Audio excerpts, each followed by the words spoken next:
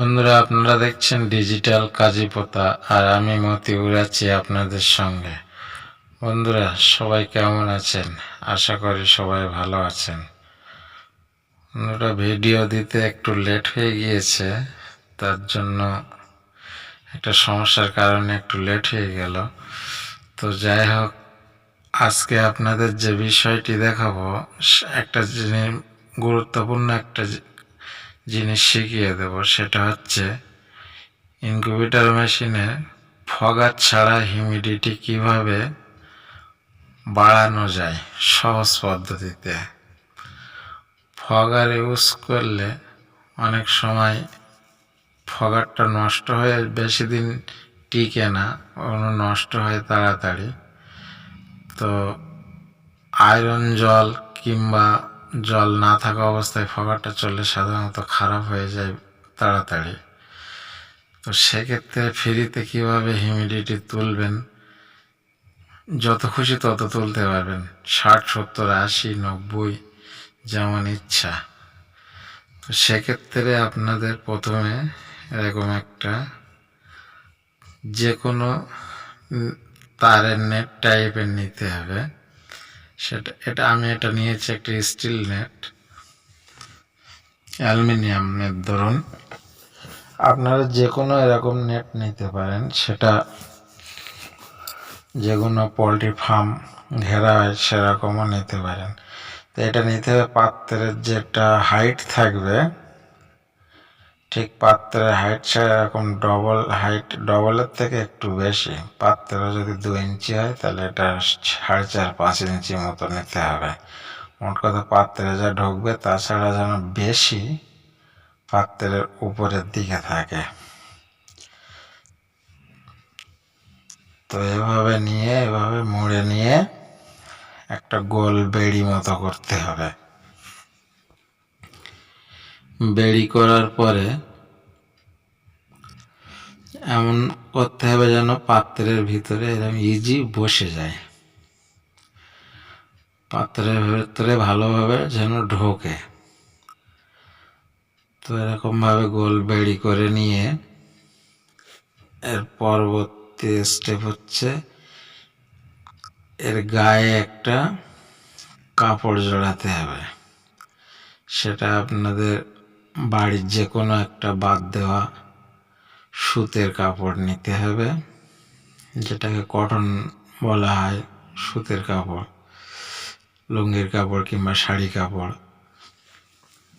নিয়ে এর গায়ে এরকমভাবে জড়িয়ে দেবেন এবং 2 দিকে একটু বাড়তি রাখবেন, যেন 2 দিক দিয়ে একটু কানাই বাঁধিয়ে দেওয়া যায়, ভিতর দিকে মুড়ে দেওয়া যায়। তো এরকমভাবে আমি যেমনভাবে করছি, আমি তাড়াতাড়ি করছি বলে একটু সমস্যা হচ্ছে। আপনারা এটা একটু টাইম নিয়ে ভালোভাবে করবেন। তো এরকমভাবে একটা স্ট্যান্ড মতো করে নেবেন। সে আপনি যা খুশি দিয়ে করতে পারেন। তো জালি টাইপের জিনিস নেবেন, যেন একেবারে পুরোটা প্লেন জিনিস নেবেন না, যেমন প্লাস্টিকের ডাব্বা এরকম না, এরকম জালি টাইপের নেবেন। নিয়ে পাত্রে পুরোপুরি জল দেবেন, দিয়ে এই কাপড়ের এই স্ট্যান্ডটাকে পুরোপুরি জলে একবার ভিজিয়ে নেবেন এবং পাত্রে পুরোপুরি জল দিয়ে রাখবেন।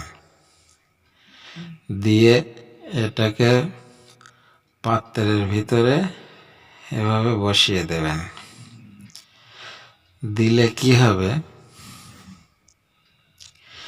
এবার যখন পাত্রটা মেশিনের ভিতরে দেবেন, আমি আপনাদের দেখিয়ে দিচ্ছি কিভাবে দেবেন। ধরেন এটা আপনার মেশিন। তো মেশিনের ঠিক যেখানে ল্যাম্প জ্বলছে, ল্যাম্পের নিচে এভাবে বসিয়ে দেবেন, ঠিক ল্যাম্পের নিচে এভাবে বসিয়ে দিয়ে যদি আপনার প্রয়োজন মতো না ওঠে, কিছুক্ষণ ওয়েট করবেন, সঙ্গে সঙ্গে ওঠে না, জলটা গরম হতে দিতে একটা সময় দিতে হবে। 1-2 ঘন্টা ওয়েট করবেন, তারপরের থেকে হিউমিডিটি বাড়বে। তো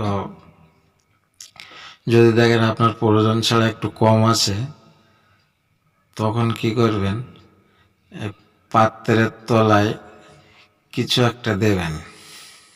আমি দিয়ে দেখাচ্ছি।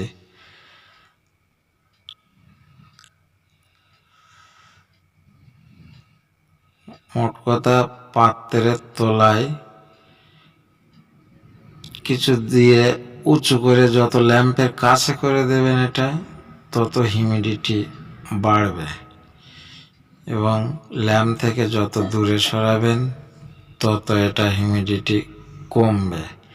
এইভাবে আপনার যেরকম খুশি সেরকম হিউমিডিটি তুলতে পারবেন।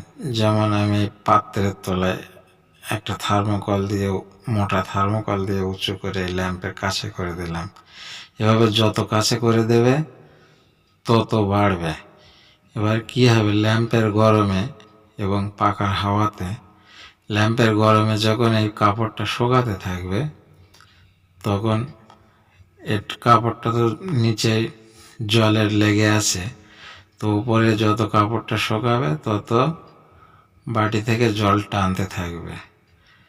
তো কাপড় শুকিয়ে যে বাষ্পটা উড়ে যাবে সেটাই হিউমিডিটি তৈরি হবে। যেমন আমরা রৌদ্রে যখন কাপড় শুকাতে দিই, সেটা বাষ্প হয়ে উড়ে যায়, তো ঠিক তেমন পদ্ধতিতে এটা এইভাবে হিউমিডিটি তোলা যায়। যদি মনে করেন নিচে রেখেও আপনার বেশি হয়ে যাচ্ছে, তাহলে ল্যাম্প থেকে একটু সাইডে সরিয়ে দেবেন, দিলে কিছুটা কমে যাবে। তো এইভাবে কিরকম পজিশনে রাখলে, কতটা কাছে দিলে আপনার সঠিক প্রয়োজন যেটা সেটা থাকছে, সেটা আপনার মিটারে দেখতে হবে যে কত উঠছে, সেই হিসেবে ল্যাম্পের কাছে এবং দূরে করতে হবে।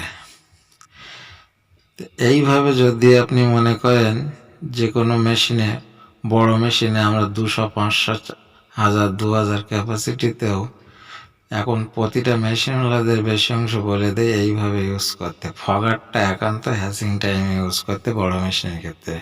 ছোট মেশিনের ক্ষেত্রে যেহেতু ফগার লাগে না, তো এরকম সিস্টেমে ইজিলি 70, 80 বা 90 যত খুশি হিউমিডিটি তোলা যায়। বড় মেশিনের ক্ষেত্রে সেক্ষেত্রে 1, 2, 3 এরকম ব্যবহার করতে পারেন, করলে ফগার আর লাগবে না। ফগারের প্রয়োজনে ফ্রিতে এটাতে হিউমিডিটি উঠে যাবে, পয়সা দিয়ে আর ফগার কিনতে হবে না। তো বন্ধুরা, আজকে এই পর্যন্ত।